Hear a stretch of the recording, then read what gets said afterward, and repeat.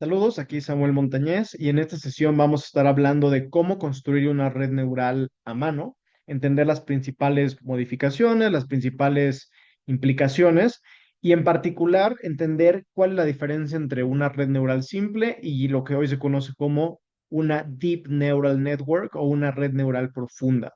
Y entender básicamente, por lo menos en este video, cuál es el proceso básico de que entra la información, lo que típicamente le llamamos los inputs y te arroja una predicción que típicamente le llamamos los outputs. Típicamente en este proceso donde pasa la información y te arroja una predicción a través de la red, es lo que se conoce en inglés como el forward pass o el pase hacia adelante, como pasa la información, o también simplemente el forward propagation. Ya en otro video voy a hablar del backward propagation y también cómo se hace a mano, pero pues para este video vamos a ver esta primera parte para comprender bien la estructura y las distintas partes. Debo mencionar que gran parte de los ejemplos que voy a estar mostrando son una traducción al español de ejemplos que realizó el profesor Tom Ye, un profesor de computación en la Universidad de Colorado Boulder, quien ha hecho muy buen trabajo en promover, digamos, de una forma muy didáctica cómo aprender estos conceptos de inteligencia artificial. Bueno, para esto justamente vamos a utilizar el pizarrón para ir viendo paso a paso justamente todas las partes. Vamos a ver. Bueno, antes que nada, lo que me gustaría comenzar dibujando es cuál es la estructura justamente de una red neural de forma básica. A ver, vamos a empezar aquí. Esto le vamos a llamar la X. Vamos a hacerlo un poquito más chiquito. Una X aquí. Vamos a poner acá una B de bueno. Nada más una B. Con minúscula, lo voy a poner con minúscula típicamente porque la notación tiende a ser en minúscula, entonces también para que luego no haya problemas. Y finalmente aquí vamos a poner esto. Esta la voy a hacer un poquito más gordita, ahorita van a ver por qué. Digo más larga sobre todo, pero a ver, la podemos hacer así. Bueno, evidentemente como pueden empezar a ver, lo que estamos dibujando en pantalla pues, es básicamente una red neural, ¿correcto? Ahora, específicamente, esta es una red neural pues sumamente sencilla porque es de un solo nodo, pues entonces no tiene, digamos, mayor complicación. Estos son los enlaces, básicamente. Ahí está. Y vamos a hacer un enlace más al final. Ahí está. Bueno, a ver, primera parte, hay que entender que típicamente en Machine Learning se denota a los inputs. ¿Qué quieren decir los inputs? Simplemente la información que yo estoy brindándole a mi modelo sobre lo que eventualmente quiero predecir. Típicamente, vamos a dar un ejemplo muy simple. Si yo lo que quiero predecir, y vamos a denotar cómo se hace en estadística típicamente, la predicción como una Y gorrito, y ustedes dicen, oye, ¿por qué una Y gorrito? Porque si recordamos las clases de estadística básica, hay que recordar que típicamente cuando hacíamos un modelo de regresión lineal, básicamente el modelo, digamos, de pronóstico estadístico más básico, el modelo de una línea recta es Y es igual a M, la pendiente, por X más B. Ahora, típicamente cuando hacíamos ya el modelo de regresión lineal, para estimar un valor siguiente de Y, pues le poníamos un gorrito para denotar que es una estimación, ¿no? Entonces, nada más recapitulando esto, y ahora que ya dibujé el modelo de una regresión lineal clásica, nótese que pues prácticamente es la misma estructura que está aquí adentro de nuestro nodo. Y ahorita vamos a explicar por qué cambia un poco la notación. Pero esa es básicamente la lógica, ¿no? Ahora, en este modelo, este es típicamente en Machine Learning, y siempre me río de esto, se denotan las cosas con ciertos nombres específicos del campo. En este caso, a los nodos o a esta estructura se le conoce como perceptrón. Y yo siempre hasta me río que siempre en Machine Learning todo se llama así como de ciencia ficción, ¿no? Perceptrón, transformers y cosas del estilo. Entonces, esto se le llama un perceptron, básicamente esta estructura, así le llamamos, ¿ok? Entonces, normalmente, por ejemplo, si yo quiero predecir el valor o el precio de una casa, voy a tener que alimentar mi modelo con inputs, con X, básicamente valores de X, que me permitan predecir ese valor, ¿no? Vamos a pensar que número de cuartos, número de baños, pies cuadrados, colonia, etcétera. Todos esos serían valores o, digamos, inputs, datos que potencialmente nos ayuden a predecir el valor de una casa. Entonces, este X realmente, digo, aquí lo tenemos de una forma simplificada, pero no es nada más un valor. Ese X típicamente no nada más va a ser un valor, sino que va a ser una matriz o un vector de valores. Si recordamos las clases de álgebra lineal, cuando hablamos de una matriz o un vector, nos referimos a lo siguiente, que yo tengo, lo voy a dibujar aquí, mi X. Típicamente cuando estamos hablando en notación vectorial, la hacemos como con estas letras como latín, en latín, digamos, y, o sea, en latín y en bold específicamente, y entonces voy a tener un vector, típicamente, que va de x1, x2, perdón, ahí la letra, y así consecuentemente, dependiendo del número de ejemplos que yo tenga.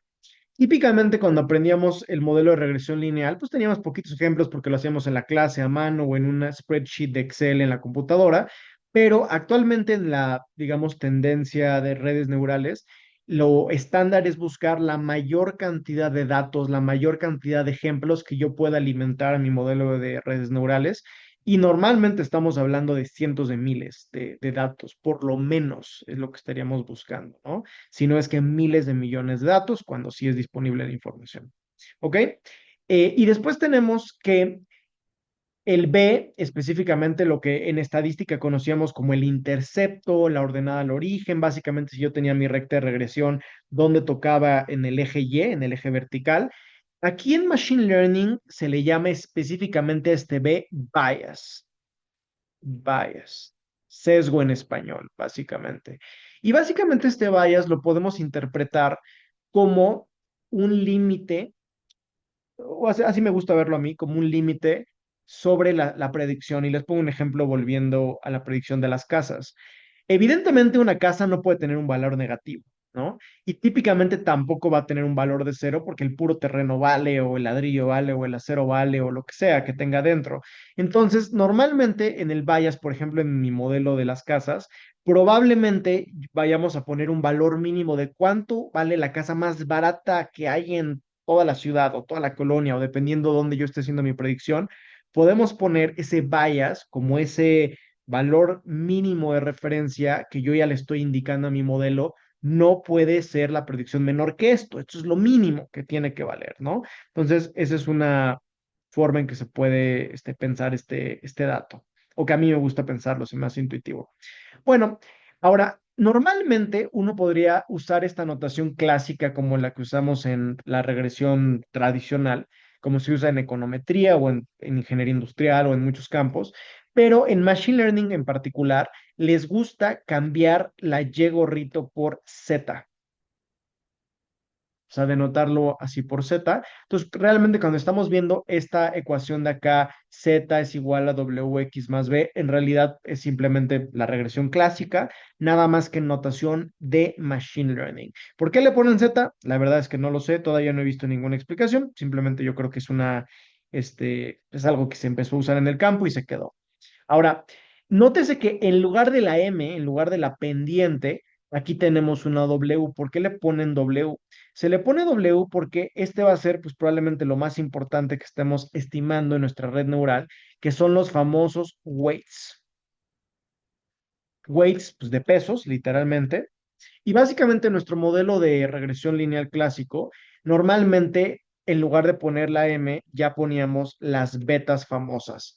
Las betas eran básicamente los coeficientes que nos permitían, digamos, predecir la intensidad de los distintos inputs o de los distintos features, como se dice en inglés, o factores que nos permiten predecir lo que yo quiero. Entonces, volviendo a nuestro ejemplo de la casa, típicamente, pues si yo les platicaba pisos, cuartos, baños, metros cuadrados, colonia, ¿qué es lo que más te permite predecir el valor de una casa? Pues creo que todos podríamos probablemente estar de acuerdo que posiblemente la beta o el coeficiente del factor metros cuadrados sea muy alto. O sea, sea de los más representativos porque evidentemente ese va a ser un factor muy importante. Otro probablemente sería la colonia, ¿no? Si definimos 10 colonias, las colonias donde pues tengan mayor plusvalía o etcétera, pues pues probablemente ese sea otro factor muy importante, número de cuartos, número de baños, etcétera, etcétera, ¿no? Pero van a tener distinta intensidad o distinta magnitud que le vamos a poner a esos factores. Incluso, pues pueden ser negativos, puede haber una relación inversa entre ese factor que yo estoy alimentando y mi predicción, y también está perfecto. Ahora, en Machine Learning esto se le llama weights para denotar que son los pesos y es la misma interpretación. En realidad es la intensidad que le estamos dando a los distintos factores que estamos usando en el modelo para hacer la predicción, básicamente, ¿no? A grosso modo, eso es. Bueno, y esta estructura es la estructura básica elemental. Ahora, importante, los weights, va a haber un weight por cada input. O sea, por cada valor de X, cada factor que le estemos dando, cada dato que le estemos dando a nuestro modelo para alimentarlo, para poder hacer nuestro modelo predictivo, como habíamos dicho, metros cuadrados, número de casas, etcétera, va a haber un peso. O sea, vamos a tener que darle una ponderación, si así lo queremos ver, a ese dato que estamos alimentando. Entonces, el weight también lo vamos a denotar justamente como una matriz en notación matricial. Ahora, los que hayan estudiado ingeniería o demás también estarán acostumbrados a ver esta notación matricial. También es válida, pero típicamente aquí en Machine Learning se utiliza más la notación de, digamos, la otra notación, ¿no? Pero también esa notación como vectorial está perfecto, ¿no? Para los que no saben, un vector simplemente es justamente una matriz, un conjunto de valores. O sea, estamos hablando de esto justamente. O sea, W1, W2, pa. Y típicamente cuando no es un vector, es un solo dato fijo, nos referimos a eso como un escalar, así se le dice, ¿no? En matemáticas, en ciencias.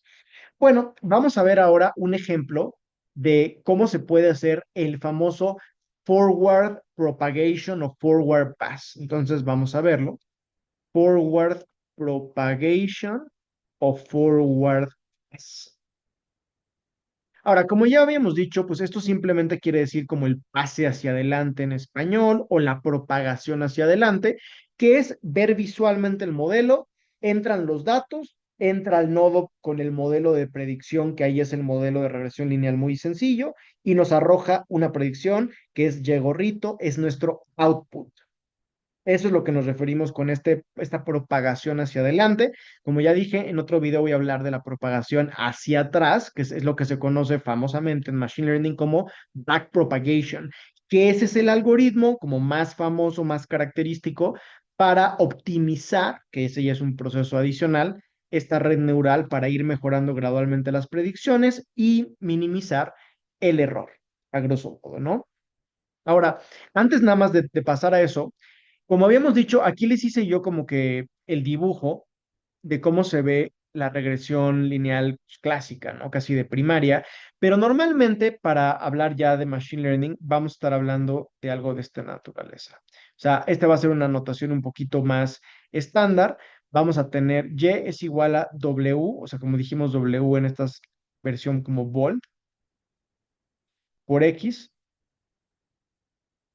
igual nuestro vector de X, más un vector de errores, fíjense. Esta E típicamente la denotamos como un vector de errores, nuestro error de predicción. Acuérdense que ese error simplemente es nuestra predicción menos el ejemplo que yo le había dado. O sea, menos tal cual el caso de ejemplo que yo le había dado. Ahora, ustedes me podrían preguntar, oye Samuel, ¿y dónde quedó el bias? ¿Dónde está el bias? Básicamente, por convención, lo que se hace es que el bias se va a integrar aquí dentro de la matriz de los weights y de las X, ahí se va a integrar junto, ¿no? Vamos a ver más adelante que en particular en la matriz de los X vamos a tener una columna de unos para denotar el bias por convención, ¿ok? Nada más recordar eso porque ahorita si no puede ser un poco extraño. Bueno, vamos a empezar con un ejemplo de un forward propagation, un forward pass, tomando pues este ejemplo del perceptrón arriba muy sencillo, ¿ok? Vamos a hacerlo. Ahora, esta, justamente esta estructura o esta forma de dibujarlo puede cambiar un poco el orden que mejor les resulte, pero para mí tiende a ser sencillo o amigable, ¿no? Entonces vamos a ver. Tenemos un input, aquí nada más les copio el ejemplo. 5, 4, 3. Ahí está. Entonces, para hacer algo muy sencillo, tenemos esta matriz que es los inputs, ¿no? Entonces dijimos que esto van a ser nuestro input. Ahí está. Y abajo le vamos a poner un uno. Y ustedes dicen, oye, ¿por qué un uno? Porque ese uno es lo que yo me refería en que vamos a poner el bias como una columna de unos o un dato extra de unos. Ahora, en este caso yo lo estoy haciendo de esta forma vertical, pero ahorita van a ver por qué. Y luego tenemos aquí nuestros pesos, que le vamos a poner uno, menos uno, uno y menos 5. Listo. Ahora, aquí le voy a poner a propósito en otro color, vamos a ver, rojo, una rayita. Ahora, los que recuerden sus clases de álgebra lineal, podrán notar que esta matriz de inputs, nuestra X, tiene un tamaño y el tamaño de las matrices se denota renglón por columna. ¿Cuántos renglones por cuántas columnas? Pues de 3 por uno, ¿no? Ahí está. 3 renglones, una columna. Y algunos podrán decir, oye, pero a la hora de multiplicar estas dos matrices, pues eso no se va a poder porque tienes aquí 4 por uno y pues eso no se puede. Ah, es que hay que tener cuidado. Aquí en la matriz que tengo del lado izquierdo abajo, lo que vamos a hacer es que este cachito de aquí, vamos a denotarlo como W, o sea, los weights, y este menos 5 va a ser el bias. Y el bias en realidad se está multiplicando por este uno que está afuera, que está extra. Y entonces no nos afecta porque este cachito de aquí sí es de un renglón por 3 columnas. Ahí está. Y a la hora de multiplicar 3 por uno, o sea, una matriz de 3 por uno por 3, acuérdense que lo que se hace es que se quedan las esquinas. Y nótese que primero, ojo, ojo el orden. Primero va W y después X aquí. Primero W y después X. Entonces, si tenemos que es W por X, tenemos entonces que es uno por 3 por uno y eso me va a dar un resultado de los límites. Típicamente cuando yo quiero saber cuánto es el tamaño de la matriz resultante, es de los límites. Entonces, de uno por uno, justamente así, es una sola casilla, un solo número. Entonces, esto es importante recordarlo porque nos permite tener guía y pues después se olvida porque ya pues, nadie hace esto a mano, ¿no? Y evidentemente, pues ya en la red neural real, pues eso, por supuesto que ni siquiera se puede hacer a mano por la cantidad de datos, columnas y tamaño de las matrices, ¿no? Pero siempre lo que digo y por qué la importancia de aprenderlo a hacer a mano y por eso retomé estos, pues digamos, estos ejemplos que hace el profesor Tomier, porque es muy, a mí se me hace algo muy grave que la gente use modelos que no entiende qué están haciendo, y sobre todo modelos de predicción que después normalmente se usan para tomar predicciones de negocios, predicciones de diagnósticos médicos, por ejemplo, o detección de fraudes, etcétera, o para predecir rendimientos, que se utilicen para todas esas cosas y las personas que lo utilicen no entiendan lo que están haciendo y nada más implementen un software, pues a mí se me hace al menos peligroso, por decirlo de una forma sencilla. Bueno, ahora, ¿qué prosigue?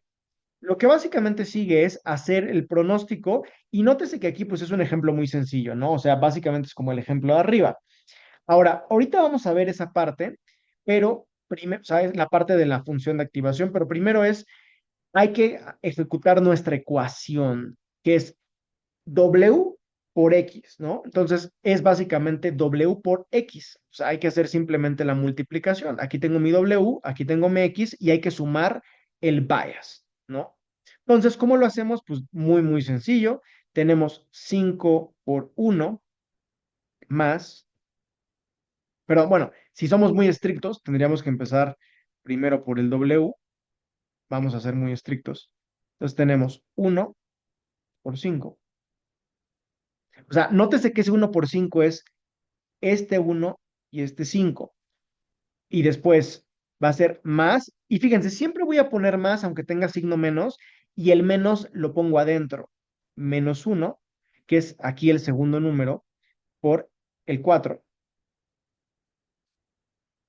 y después tengo el uno más uno, este uno específicamente, por el 3. Nótese que en esta parte de aquí tengo el famoso W por X. Aquí está. Aquí está esta primera parte de la ecuación, ¿ok? ¿Y por qué tiene que ser así para los que no recuerdan álgebra lineal o no lo han visto? Es porque cuando se hace multiplicación de matrices debe ser de esta forma, como perpendicular, por así decirlo, ¿no? O sea, tiene que ser como un ángulo de 90 grados para que se haga de esta manera y cada dato se vaya combinando como lo acabamos de ver en pantalla, ¿ok? Ahora, ¿dónde queda el bias? Como habíamos dicho, falta este -5 y este 1. Entonces, literalmente lo que habría que hacer finalmente para terminar es meter el bias, que es este -5, se multiplica por el 1 y esto es el bias. Y efectivamente, pues ya estamos haciendo esto, fíjense. Y esto lo que nos arroja, pues es justamente nuestro z, que es lo que se denota como el y. ¿Ok? O sea, ahí tengo mi modelo de regresión, pero ya hecho a mano y entender qué está pasando, ¿no? Aquí tenemos un 5, aquí tenemos un -4, aquí tenemos un 3, aquí tenemos un -5 en la parte de abajo, -5 y 5 se va, -4 y 3, -1, ¿correcto? Entonces, tenemos aquí el -1, fíjense, listo. Ahora, en Machine Learning, lo que se utiliza por distintas razones, es lo que se llaman funciones de activación.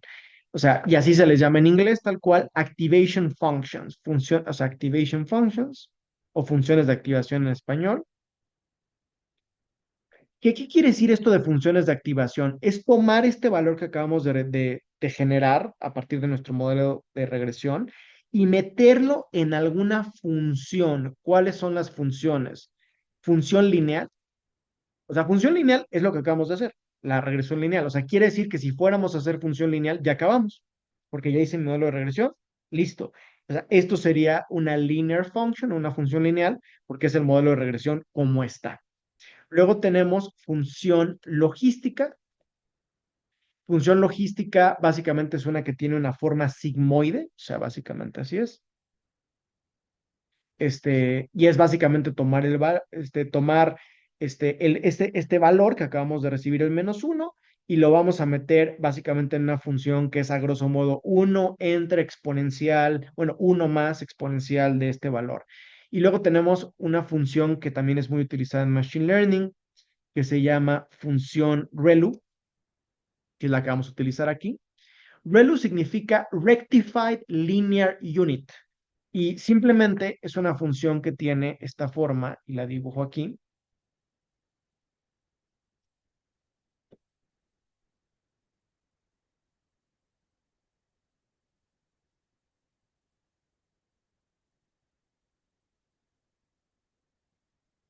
Mm, mm, mm.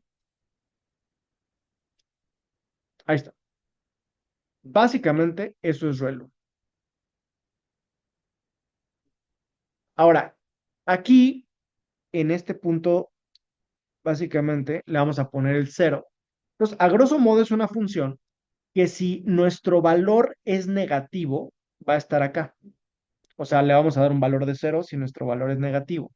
Y si nuestro valor es positivo, le vamos a dejar el valor que tiene.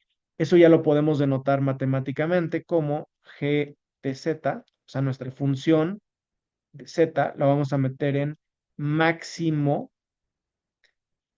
entre 0 y pues todo el valor que acabamos de estimar, 0 y z, ¿no? Básicamente. Ujú. O sea, máximo de 0 y z. Así lo tenemos. Perdón por no está tan bonito. Si quieren, ponemos más bonito aquí. Mejor lo pongo más bonito así. G de z es igual a máximo entre 0 y z. O sea, en pocas palabras, o sea, en palabras, lo que quiere decir es, si nuestro valor de estimación da algún valor menor que 0, le pongo 0. Y si da positivo, le dejo el valor que le salió. Tal cual, eso es lo que quiere decir. Otra función muy importante para el Transformer, el modelo de Transformer que vamos a ver más adelante, que es el modelo que tiene ChatGPT y todos estos Transformers, justamente, es la función softmax, que también podría considerarse una función logística multinomial. Más adelante vamos a ver qué significa eso. Pero bueno, ahora, típicamente en Machine Learning, probablemente la función de activación más común sea la ReLU, justamente la que acabo de mencionar ahorita. ¿Y cómo se integraría aquí la ReLU? Pues de forma muy sencilla, lo que hacemos es, y aquí lo dibujamos, uy, vamos a dibujar, nada más mismo color, ahí está.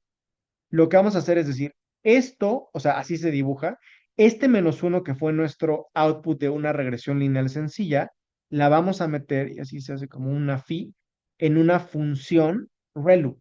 Entonces vamos a decir que nuestra función que estamos usando en este ejemplo es ReLU. Y entonces, como es -1, pues ya les dije la respuesta, pues esto es cero. Así de sencillo.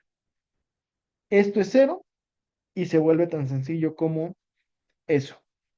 Entonces, ahí tenemos nuestro primer perceptrón resuelto. Y lo que sigue es cómo representamos esto que ya lo hicimos de forma matricial justamente, en una matriz, perdón, en una matriz, en un grafo o en una red neural, ¿no? Como lo hicimos en la parte de arriba.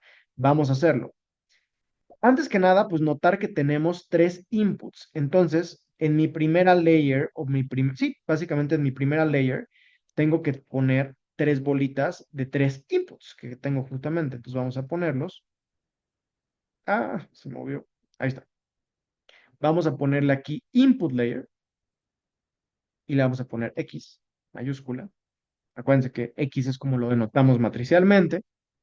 Y aquí adentro, vamos a ver, tenemos 5, 4, 4 y 3, ¿no? Y ya si quisiéramos ser como muy, para los que quieren ser muy matemáticos, pues esto es x1, x2, x3, ahí está, ¿no? Y después tenemos que vamos a tener solamente un solo output, entonces está muy sencillo esto, es un solo output que está aquí, ¿no? Y aquí le podemos poner también una flechita como lo habíamos hecho en la parte de arriba, y aquí le podemos poner nuestro z es igual a Y gorrito. Muy bien, y ya tengo o sea, ya tengo mi respuesta, ¿no? Evidentemente ya lo calculé y esto fue cero, ¿ok? Ahora, ¿cómo se representan los pesos gráficamente en la red? Vamos a hacerlo. Básicamente dijimos, este 5 se multiplicó por este uno que está aquí, esta parte de acá. Entonces, ¿cómo se ve eso gráficamente? Básicamente es conectar nuestro input del 5 con nuestro output. Y esta flechita me está denotando el peso de uno. O sea, bueno, más bien ese peso puntualmente del 5 contra nuestro output. ¿Y cómo se representa? Le vamos a poner así. W subíndice uno es igual a uno. O sea, W de weight uno, ¿no? Es igual a uno, básicamente. Y luego, ¿cómo se hace para la segunda? Pues lo mismo, básicamente. O sea, el 4 acá y tiene un weight de -1.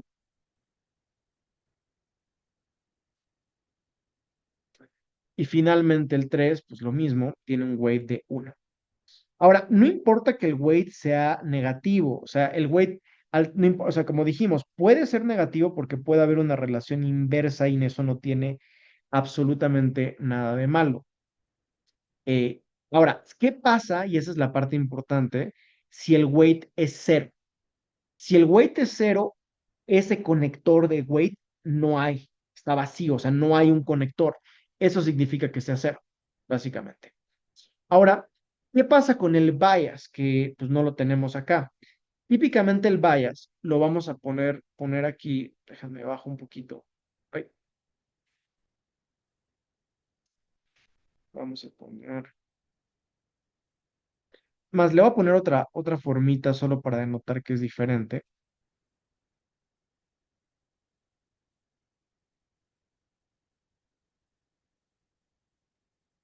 Ahí está. Vamos a ver. Ay, no, le puse otro aquí. Y le vamos a poner a ver si otro color se puede.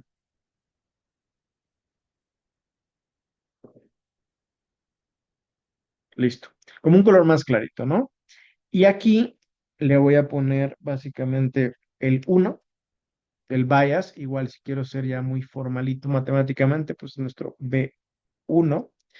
Y el bias, pues también era positivo, ¿no? O sea, teníamos un bias de -5, entonces, pues ese -5 también estaría aquí representado. Y normalmente, eso se usa mucho en general, se va a poner esta línea ya en un formato así, con una línea punteadita. Entonces, básicamente, ahí tenemos nuestro modelo. ¿Y cómo lo podríamos representar ya también en términos, em, digamos, algebraicos, ¿no? Entonces, o sea, algebraicos me refiero como el modelo de regresión completo para este tamaño de red. Entonces, vamos a verlo. Sería X1, W11, o sea, subíndice. Acuérdense que, porque aquí no se puede hacer el subíndice, pero significa subíndice, más X2, W22, más X3, W33, más B. O sea, esta sería básicamente la forma de escribir esto. Y acuérdense que cuando estoy escribiendo el X1, lo que quiere decir, o sea, como se vería sería así. Z, X1, ay,